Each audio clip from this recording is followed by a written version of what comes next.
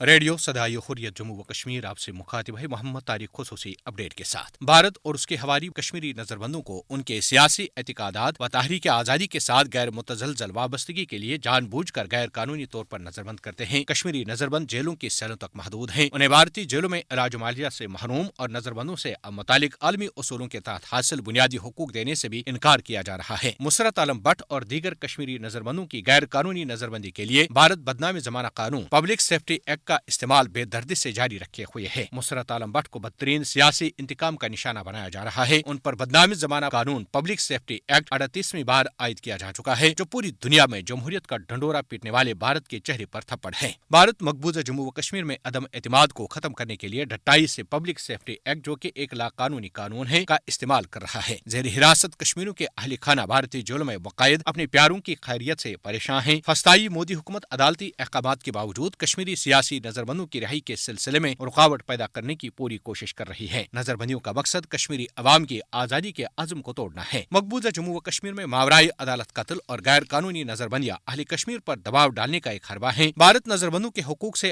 متعلق Geneva convention کو ڈٹائی سے پامال کر رہا ہے۔ عالمی برادری کو کشمیری سیاسی نظربندوں کی رہائی کے لیے آواز بلند اور مقبوضہ جموں و کشمیر میں غیر قانونی نظربندیوں کا نوٹس لینا چاہیے۔ جنوبی کشمیر کے ترال اور شوپیاں کے کئی دیہات کا بھارتی فوجوں نے گزشتہ روز محاصرہ کر کے گھر گھر تلاشیوں کے دوران توڑ پھوڑ اور مکینوں پر تشدد کیا ہے۔ خصوصی اپڈیٹ ختم ہوا۔ غیر قانونی طور پر بھارت کے زیر تسلط جموں کشمیر میں حالات حد درجہ پریشان کن اور اضطراب انگیز ہیں۔ ایک جانب جعلی جھڑپیں، دوران حراست ہلاکتیں، عزت مآب خواتین کے ساتھ دست درازی، املاک کی تباہی، معیشت کی زبوحالی، تاجروں کا کریک ڈاؤن، کشمیریوں کی شناخت چھیننا، زمینوں پر قبضہ، مکانات کی مسماری، مداخلت فی الدین، مندروں کی تعمیر، مسلمانوں کی تاریخ کو مسخ کرنا، اور دوسری جانب کشمیری اسیران کو سیاسی نظریات کی بنیاد پر جان بوجھ کر انتقام کا نشانہ بنایا جا رہا ہے۔ کشمیری قیدی بھارت کے تعذیب خانوں میں تاریخ کے بدترین مظالم سے دوچار ہیں۔ انہیں چھوٹی چھوٹی کالی کوٹھریوں تک محدود کر دیا گیا ہے۔ انہیں علاج معالجے کی سہولیات فراہم نہیں۔ بعض قیدیوں کو کالے قانون PSA کے تحت بار بار نظر بند کیا جاتا ہے۔ مسرت عالم بٹ پر 38 بار PSA لاگو کیا گیا، لیکن پھر بھی بھارتی ظالم حکمرانوں کا دل نہیں بھرا۔